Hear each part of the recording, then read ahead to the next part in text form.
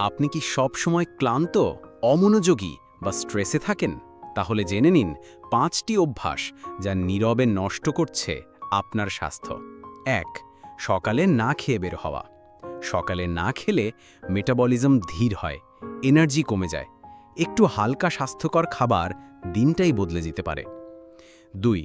দীর্ঘক্ষণ বসে থাকা। ঘন্টার পর ঘন্টা বসে থাকা হৃদরোগের ঝুঁকি বাড়ায়। প্রতি ঘন্টায় উঠে দাঁড়ান, একটু হাঁটুন বা স্ট্রেচ করুন। ৩. পানি কম খাওয়া।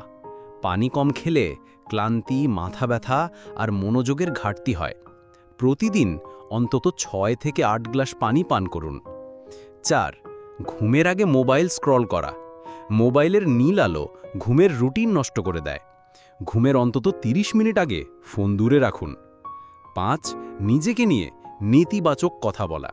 আপনার মস্তিষ্ক বিশ্বাস করে আপনি যা বলেন, তাই নিজেকে প্রতিদিন বলুন, আমি পারি, আমি ভালো। এই অভ্যাসগুলো বদলান আর দেখুন আপনার জীবনে কত পরিবর্তন আসে।